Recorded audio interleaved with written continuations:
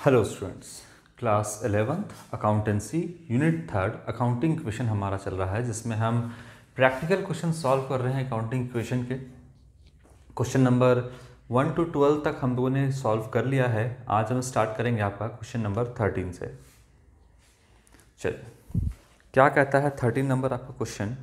So the accounting equation on the basis of the following transactions. तो आपका कुछ transaction given है question number 13 में। उस ट्रांजेक्शन को क्या करना है, उसके बेसिस पर आपको अकाउंटिंग इक्वेशन आपको बनाना है। सबसे पहला ट्रांजेक्शन है आपका, Arjun started business with cash. यहाँ पर अर्जुन जो है वो बिजनेस का मालिक है और उसने बिजनेस स्टार्ट किया कैश से। कितना है आपका अमाउंट है आपका 80,000, 80,000 रुपये से अर्जुन ने स्टार्ट किया। तो पहला ट्रांजेक्शन यहाँ पे आप लिख दीजिएगा, Arjun started business with cash ₹80,000। तो कैश इंक्रीज होगा, प्लस कर देंगे 80,000 एसेट साइड में, is equal to outside liabilities 0 होगा और कैपिटल होगा 80,000। ठीक है, ये तो सारा ये एक ऐसा ट्रांजेक्शन है आपका बिजनेस का जो आपके हर क्वेश्चन में रहता है। तो ये तो आपका समझा हुआ है। इसके बाद ट्रांजेक्शन नंबर 2, चलो इसको हम लोग न्यू इक्वेशन,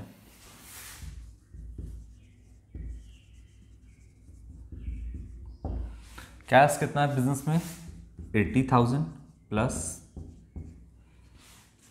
आउटसाइड लायबिलिटीज क्या कोई है क्या, बाहर से पैसे लेकर के बिजनेस को स्टार्ट किया गया है? नहीं, अभी सिर्फ ऑनर का पैसा लगा हुआ है जो कि कैपिटल है आपका 80,000, इसलिए 80,000 भी यहाँ पे प्लस कर देंगे। अब transaction number 2,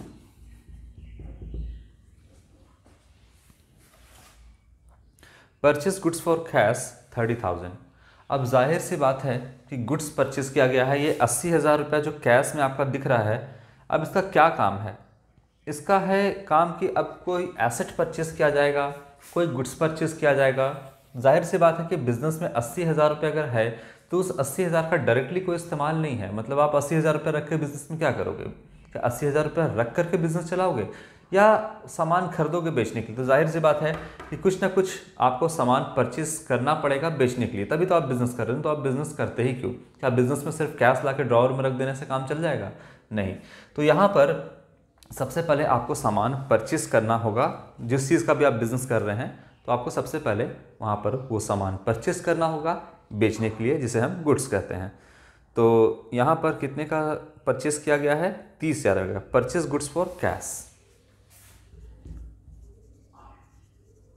purchase goods for cash ₹30,000।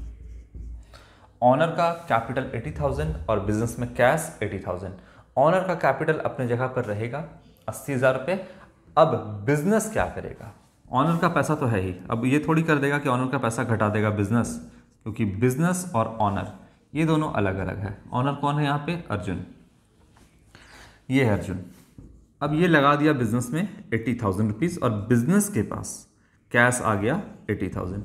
अब बिजनेस जो है इस पैसे का इस्तेमाल करेगा, अर्जुन का कैपिटल अभी 80,000 रहेगा। ठीक है ना। अब बिजनेस के पास 80,000 है। हम जो भी रिकॉर्ड करते हैं बिजनेस के पॉइंट ऑफ व्यू से करते हैं, और ये आपका separate entity concept, business entity concept, या एग्जामिनेशन में कभी कभी सिर्फ एंटिटी कंसेप्ट आपका लिखता है। तो सेपरेट एंटिटी कंसेप्ट और बिजनेस एंटिटी कंसेप्ट के हिसाब से हम जो भी रिकॉर्ड करते हैं वो बिजनेस के पॉइंट ऑफ व्यू से करते हैं। अब बिजनेस इस पैसे का क्या इस्तेमाल कर रहा है, तो हम अर्जुन को फिलहाल हटा देते हैं। अर्जुन का यहाँ पे कोई रोल नहीं है, क्योंकि हम जो रिकॉर्ड करेंगे बिजनेस के पॉइंट ऑफ व्यू से। 80,000 रुपये बिजनेस के पास है। अब ये चाहे एसेट परचेस करे, गुड्स परचेस करे, किसी क्रेडिटर को अगर पेमेंट देना है, फिलहाल अभी तो यहाँ दिख नहीं रहा है, लेकिन अगर किसी क्रेडिटर को पेमेंट देना रहेगा तो भी पेमेंट किया जा सकता है। 80,000 का कहीं भी इस्तेमाल किया जा सकता है। फिलहाल जो 80,000 का इस्तेमाल है बिजनेस वो क्या कर रहा है, गुड्स परचेस कर रहा है। ठीक है, कैश में परचेस कर रहा है तो बिजनेस का स्टॉक बढ़ेगा 30,000 से। चलो 80,000 बिजनेस के पास है, ये यहाँ पर आपको दिख रहा है बिजनेस के पास है। अब बिजनेस क्या किया है, गुड्स परचेस किया है, सप्लायर से किसी से भी गुड्स परचेस किया है, यहाँ पर कैश में परचेस किया है, इसलिए इसका नाम से हमको कोई मतलब नहीं है कि किससे परचेस किया गया है। ठीक है, अगर नाम नहीं भी रहता, बोलता कि क्वेश्चन में कि उधार में परचेस किया गया है, क्रेडिट में परचेस किया है, तो ये कौन होता, क्रेडिटर। अगर उधार में परचेस किया गया था 30,000 का तो क्या होता, यहाँ पे हम आपको बताते हैं। देखिए स्टॉक तो आपका बढ़ता क्योंकि गुड्स आया है, तो स्टॉक तो आपको बढ़ेगा चाहे उधार में खरीदिए चाहे आप कैश में खरीदिए। तो प्लस 30,000 से स्टॉक बढ़ेगा बिजनेस का, तो यहाँ पर हम लिखते हैं स्टॉक। स्टॉक एसेट है, करेंट एसेट है, प्लस कर देंगे 30,000। उधार में खरीदे तो भी प्लस 30,000, कैश में खरीदे तो भी प्लस 30,000। ठीक है, अगर उधार में परचेस किया रहता और इसका नाम नहीं दिया है, बोला सिर्फ उधार में, तो इसको पैसा वापस करना है। और अकाउंटिंग टर्म्स हमारा क्या है, अकाउंटिंग टर्म्स जो है हमारा, अकाउंटिंग टर्म्स में हम इसको क्या बोलेंगे, अगर नाम नहीं है तो XYZ, कोई भी नाम नहीं दिया हुआ इसका, तब ये कौन है, ये लेने वाला है। बिजनेस इसको नियर फ्यूचर में 30,000 देगा क्योंकि बिजनेस ने उधार में 30,000 का सामान यहाँ पे खरीदा है। तो ये लेने वाला बैठा हुआ है, लेनदार है, इसी को हम बोलते हैं क्रेडिटर्स। क्रेडिटर या क्रेडिटर्स एक से ज़्यादा भी हो सकता है, तो इसीलिए ये कौन है, आपका क्रेडिटर है, लेनदार है। तो यहाँ पर हम क्या करते हैं, अगर उधार में खरीदते हैं तो यहाँ पे हम क्रेडिटर्स लिखते हैं और यहाँ पे हम प्लस करते हैं 30,000। ठीक है, ये काम करते हैं। अगर हम उधार में परचेस करते हैं तो प्लस यहाँ 30,000 इज इक्वल टू उधर भी 30,000 हो जाता, आपका बैलेंस इक्वेशन हो जाता।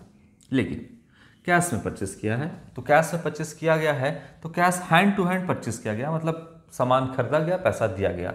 जब पैसा दिया गया, कैश दे दिया गया, तो बताइए कैश 80,000 है, 30,000 रुपये माइनस कर दीजिए, तो 30,000 रुपये कैश माइनस, एक एसेट कम और स्टॉक एक एसेट बढ़ गया।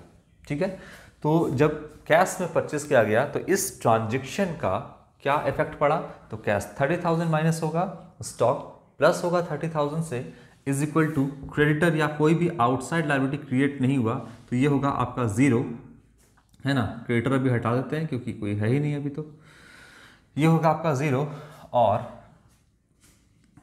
कैपिटल जो है वो तो 80,000 ही रहेगा। तो मतलब 80,000 रहेगा। इस ट्रांजेक्शन का आउटसाइड लायबिलिटीज और कैपिटल पे कोई फर्क नहीं पड़ा, इसलिए हम 0 लिखे हैं। कैश प्लस हो गया, माइनस हो गया और स्टॉक प्लस हो गया 30,000। इस ट्रांजेक्शन का यही इफेक्ट पड़ा अकाउंटिंग इक्वेशन पे। चलो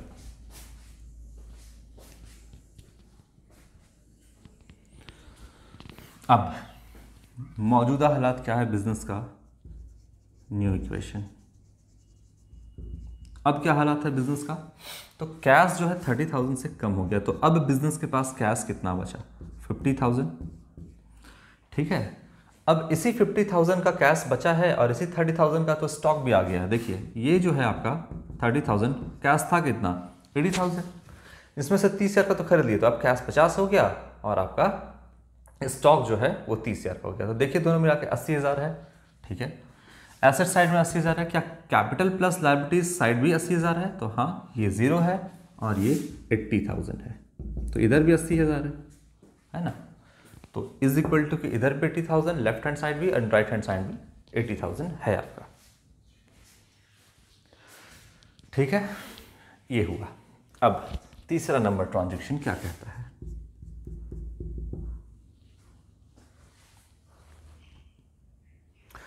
sold goods costing 20,000 at a profit of 25%। जाहिर सी बात है कोई भी बिजनेस जो है सामान बेचेगा तो प्रॉफिट में ही बेचेगा। ठीक है, अब देखिए कितने का सामान बेचा गया है, कहता है 20,000 का सामान 25% के प्रॉफिट पे बेचा गया है। ठीक है, बताइए कि बिजनेस के पास अभी कितना सामान बेचने लायक है, मतलब बेचने के लिए कितना सामान है, मैक्सिमम कितना बेच सकता है बिजनेस अभी। बिजनेस अभी के देखिएगा स्टॉक जो है, यानी दुकान में जो अनसोल्ड गुड्स है, जो अभी बेचा नहीं गया है लेकिन बेचना है, वो कितने का है, 30,000 रुपीज़ का है। अभी फिलहाल इससे ज़्यादा जो है सामान नहीं बेच सकता है क्योंकि स्टॉक में है ही नहीं, मतलब दुकान में वो सामान है ही नहीं अभी, तो कैसे बेचेगा इससे ज़्यादा का? मैक्सिमम 30,000 का ही बेच सकता है। और ये भी कैसे बेचेगा? तो प्रॉफिट में बेचेगा। ऐसा थोड़ी कि 30,000 का सामान है 30,000 में बेच दिया तो बिजनेस का क्यों कर रहा है, फिर बिजनेस करने का कोई फायदा ही नहीं है। तो 30,000 का सामान को प्रॉफिट में बेचेगा। फिलहाल जो कस्टमर आया हुआ है खरीदने के लिए सामान, वो 20,000 का सामान खरीद रहा है। तो बताइए कि 20,000 का सामान बिजनेस से निकल गया, ये 30,000 भी जो है ना ये कॉस्ट पर है। कॉस्ट का मतलब लागत है, मतलब जो अर्जुन का बिजनेस है इस बिजनेस को लागत ही पड़ा है, कॉस्ट ही पड़ा है 30,000। तो जाहिर से बात इसको प्रॉफिट में बेचेगा। तो कितने के कॉस्ट का, ये भी कॉस्ट पे है 30,000, और कितने के कॉस्ट का निकल गया? 20,000 के कॉस्ट का सामान जो है वो निकल गया बिजनेस से। 20,000 का सामान निकल गया, स्टॉक है 30,000 का, 20,000 का सामान बेचा गया, 20,000 माइनस कर देंगे तो स्टॉक 20,000 रुपये से कम हो जाएगा। बेच रहे हैं 20,000 का सामान कम हो जाएगा। ठीक है यहाँ तक। अब यहाँ पर होगा आपका कॉस्ट प्लस इसमें प्रॉफिट ऐड करेंगे तो होगा आपका सेलिंग प्राइस। ठीक है बात। अब प्रॉफिट इसमें ऐड किया जाएगा। बोलता है प्रॉफिट कितना है, तो प्रॉफिट बोलता है 20,000 का जो कॉस्ट है इसका 25% प्रॉफिट है, तो इतना ही पार्ट आपका प्रॉफिट होगा। कितना हो जाएगा? 5,000 रुपये, 5,000 रुपये प्रॉफिट हो जाएगा। तो ये आया प्रॉफिट। तो 20,000 प्लस 5,000 सेलिंग प्राइस कितना है? 25,000, 25,000 में सामान को बेचा गया। ठीक है ना। सामान को कितने में बेचा गया? 25,000 का। Sold goods costing 20,000 at a profit of 25%। तो 25,000 का जो है 25% पर सामान को बेचा गया। ठीक है। क्या इफेक्ट पड़ेगा इसका आपके ट्रांजैक्शन पे, अकाउंटिंग इक्वेशन पे? तो देखिए सामान यहाँ पे बेचा गया, नाम नहीं दिया है कि सामान जो है किसे बेचा गया है, नाम नहीं दिया गया है किसी का, तो जाहिर सी बात है कि ये कैश में बेचा गया होगा। अगर नाम लिख देता किसी का कि बिजनेस ने राम को, श्याम को सामान बेचा है, तब तो बात ठीक था कि ज़रूर उधार में बेचा गया है, इसीलिए नाम जो है लिखा गया। लेकिन यहाँ पर ऐसा कुछ भी नहीं लिखा गया, नाम वगैरह नहीं दिया है कि किसे बेचा गया है सामान। तो जाहिर सी बात है कि नाम ना होने के कारण यहाँ पे कैश में बेचा गया होगा, तभी नाम की ज़रूरत नहीं है यहाँ पर, है ना। ठीक है। तो 20,000 रुपये स्टॉक माइनस प्रॉफिट हुआ है, तो plus profit is a source of additional capital, इसीलिए हम इसे कैपिटल में ऐड कर देंगे 5,000, क्योंकि जो प्रॉफिट होता है उसी से कैपिटल इंक्रीज करता है, लॉस होता है तो कैपिटल डिक्रीज करता है। ठीक है।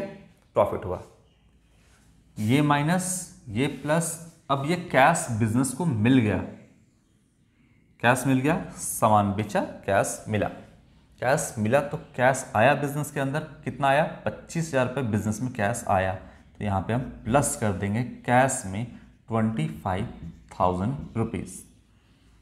ठीक है। तो ये इस ट्रांजेक्शन का, अब यहाँ पे ट्रांजेक्शन लिख लेना बुक से देख करके। तो इस ट्रांजेक्शन का जब सामान बेचा गया है 20,000 का 25% पर, तो 25,000 रुपये में सामान बेचा गया है यहाँ पर, है ना। तो इस ट्रांजेक्शन का क्या इफेक्ट पड़ा? तो स्टॉक माइनस 20,000 रुपये, प्रॉफिट प्लस कैपिटल में कर देंगे, और 25,000 रुपये जो कैश आया है यहाँ, तो प्लस 25,000 माइनस 20,000। इस साइड में, एसेट साइड में आपका होगा प्लस 5,000। और देखिए तो इज इक्वल टू के उस साइड भी क्या 5,000 है? हाँ, आउटसाइड लायबिलिटी तो यहाँ कोई भी क्रिएट नहीं हुआ। ठीक है। तो यहाँ पर आपका आउटसाइड लायबिलिटी 0, उधर भी 5,000, इधर भी 5,000, इक्वेशन मैच करना ही है।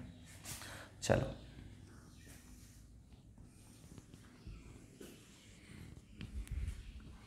ये हो गया। अब न्यू इक्वेशन, अब नया समीकरण। अब क्या है बिजनेस का मौजूदा हालात। अभी प्रेजेंट में बिजनेस के पास क्या है, क्या नहीं है, कितना क्या बचा है, ये सारी चीज़ें अब हमको न्यू इक्वेशन को लिख करके देखना है। न्यू इक्वेशन क्यों लिखते हैं हम? क्योंकि अब बिजनेस का क्या हालात है, अब क्या मौजूदा हालात है, ये हमको देखना है। ठीक है। तो बिजनेस के पास अब कैश कितना है बताइए? तो 75,000 रुपये कैश है। बहुत अच्छी बात है, 75,000 रुपये कैश है बिजनेस के पास। और क्या है? स्टॉक मात्र अभी 10,000 का है। अब आपको क्या फील हो रहा है यहाँ पे? अगर ये आपका बिजनेस होता तो क्या फील होता कि स्टॉक घट गया, अब हमको स्टॉक परचेस करना होगा तभी तो हम बेचेंगे, बिजनेस कर ही क्यों रहे हैं, सामान खरीदना ही बेचना तो मेरा काम है, यही तो मेरा मेन बिजनेस है। तो जाहिर सी बात है कि हमको लग रहा है कि अब 20,000 का सामान बेच दिए तो 10,000 रुपये का अब स्टॉक बचा है, हमको और परचेस करना पड़ेगा। लेकिन हम अगर मेरा बिजनेस होता खुद का तो हमें ये फील होता, लेकिन क्वेश्चन में अब जो ट्रांजेक्शन दिया है हमको उसके अकॉर्डिंग चलना है। ठीक है, तो ये हो गया आपका लायबिलिटी 0 और कैपिटल हो गया 85,000 रुपीज़। ठीक, क्लियर है। अगला ट्रांजेक्शन क्या कहता है, परचेज गुड्स ऑन क्रेडिट। ये तो हम आपको पहले भी बता दिए हैं, शुरुआत में यहीं पर बता दिए हैं। परचेज गुड्स ऑन क्रेडिट, उधार में सामान परचेस किया गया। यहाँ पे आप लिख लीजिएगा ट्रांजेक्शन, क्रेडिट में परचेस किया गया गुड्स, करना ही था। और कितने का परचेस किया गया, 10,000 रुपये का। जितना के हिसाब से बिजनेस है उतने के हिसाब से परचेस किया जा रहा है। और क्या, 80,000 लगा करके कौन सा बिजनेस शुरू करोगे अभी, छोटा मोटा बिजनेस ही। खैर ये तो क्वेश्चन सॉल्व करने के लिए आपको ये सारा अमाउंट देता है, रियलिटी में कुछ और होता है। चलो अब क्या है, अब आपका बोला कि गुड्स तो 10,000 का है और हम आपको अभी बताए थे कि जाहिर सी बात है हमको महसूस होगा कि अब गुड्स खरीदने की ज़रूरत है, और 10,000 का सामान बिजनेस ने परचेस किया। 10,000 का सामान बिजनेस ने क्या किया, परचेस किया।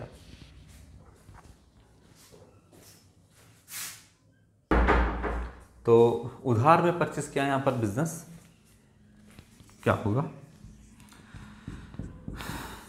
10,000 का सामान उधार में परचेस किया है तो स्टॉक बढ़ेगा 10,000 से, प्लस करते हैं 10,000 का सामान यानी गुड्स जो है बिजनेस में आया 10,000 रुपीज़ का स्टॉक प्लस। ठीक है, अगर कैश में खरीदता तो माइनस करते 10,000 रुपये। क्या कैश में बिजनेस खरीद सकता था गुड्स, बिल्कुल 75,000 रुपये है, कैश में 10,000 का तो आराम से खरीदा जा सकता था, है ना।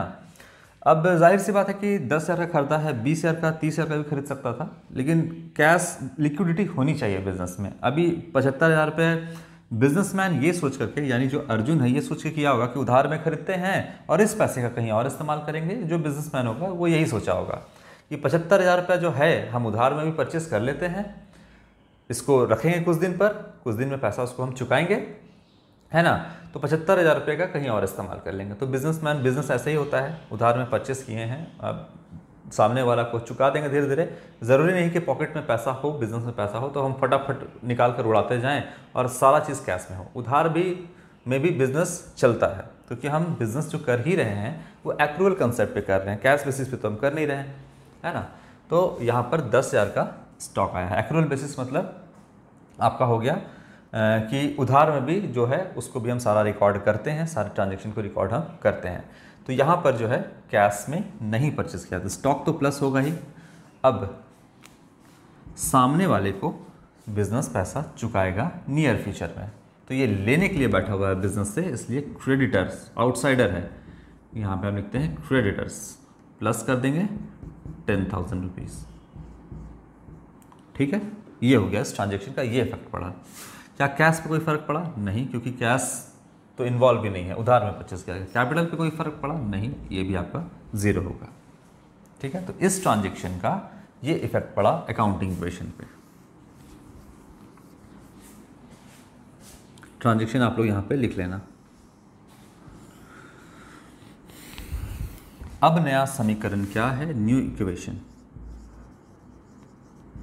अब बिजनेस का मौजूदा हालात क्या है, प्लस 75,000 कैश है बिजनेस के पास, 20,000 अभी बेचने के लिए सामान है स्टॉक में 20,000 का, तो ये हो गया 95,000 और उधर भी 95,000। तो अब बाहर वाले को, क्रेडिटर को पैसा चुकाना है 10,000 और कैपिटल जो है वो है 85,000। ये अभी बिजनेस का प्रेजेंट कंडीशन है, पोजीशन है। इसके बाद last transaction, withdraw cash for private use. अच्छा, तो मालिक यानी जो अर्जुन है यहाँ पर बिजनेस का मालिक, वो क्या किया, 5,000 रुपये निकाल लिया बिजनेस से प्राइवेट यूज़ के लिए। ये है बिजनेस और ये है बिजनेस का मालिक अर्जुन। इसने क्या किया, प्राइवेट यूज़ के लिए, अपने घरेलू काम के लिए। बिजनेस में अभी कैश कितना है, 75,000 रुपीज़, इतना कैश है बिजनेस में अभी। इसमें से अपने घरेलू काम के लिए निकाल लिया 5,000, तो माइनस हो जाएगा 5,000, कैश घट जाएगा और कितना बचा बिजनेस में, 70,000 कैश बचा। तो माइनस कर देंगे यहाँ पे 5,000, कैश तो कम हो जाएगा, बिजनेस से निकाल लिया तो बिजनेस का कैश कम हो जाएगा। बिजनेस में कैश अभी 75,000 है, 5,000 निकाला, कम हो गया। अच्छा, इसके बाद क्या है कि अपने प्राइवेट यूज़ के लिए निकाला है तो कैपिटल भी कम होगा, क्योंकि जो पैसा लगाया है वो ऑनर ही लगाया है अभी पैसा, है ना, 85,000 उसी का है। तो जब ड्राइंग्स करता है, अपना पर्सनल यूज़ के लिए पैसा निकालता है, तो बताइए कैपिटल के तौर पे ही तो इसका बिजनेस में पैसा है, जो कैश है वो कैपिटल के तौर पे ही तो है ना। तो यहाँ पर क्या किया है कि 5,000 रुपये निकाला है बिजनेस से, तो बिजनेस का कैश भी कम होगा और साथ में ये अपना ही पैसा निकाला है तो कैपिटल भी कम होगा। माइनस करेंगे यहाँ पर कैपिटल में 5,000, ठीक है। ये इफेक्ट पड़ा अकाउंटिंग इक्वेशन पर, कैश माइनस 5,000, कैपिटल माइनस 5,000। अब प्लस स्टॉक पे कोई फर्क पड़ा नहीं, जीरो, ये जीरो हो जाएगा और आउटसाइड लायबिलिटी भी जीरो हो जाएगा। यही इफेक्ट पड़ेगा इस ट्रांजैक्शन का अकाउंटिंग इक्वेशन पे, ठीक है। अब बिजनेस में बताइए, ये हो गया आपका लास्ट, ये आपका ट्रांजैक्शन था, इसलिए अब हम लिखेंगे यहाँ पे फाइनल इक्वेशन। फाइनल इक्वेशन क्या हो गया आपका, अब कैश बचा बिजनेस में 70,000, स्टॉक 20,000, आउटसाइडर का पैसा क्रेडिटर 10,000 एंड कैपिटल जो है अब 80,000 का कैपिटल है। तो देखिए 10,000 और 80,000, 90,000, 70,000, 20,000, 80,000, तो इक्वेशन बिल्कुल मैच कर गया। आप बैलेंस शीट चाहो तो बैलेंस शीट बना लेना आप यहाँ पर, है ना। लेफ्ट हैंड साइड आप लिखना कैपिटल प्लस लायबिलिटीज या सिर्फ लायबिलिटीज, और राइट हैंड साइड आप लिखोगे एसेट। एसेट में आप डाल देना कैश, स्टॉक, और अमाउंट डाल देना कैश में 70,000 एंड स्टॉक में 20,000। इसका बाद लेफ्ट हैंड साइड जो आपका लायबिलिटी साइड है, इसमें लिख देना क्रेडिटर 10,000 एंड कैपिटल 80,000 और बैलेंस शीट आपका टैली हो जाएगा। कैसे बनता है मैंने बता दिया है आपको। तो क्वेश्चन नंबर 13 हम लोगों ने कर लिया है आज। नेक्स्ट क्लास में हम स्टार्ट करेंगे आपका क्वेश्चन नंबर 14। बैलेंस शीट आप इसमें बना लेना खुद से। Thank you.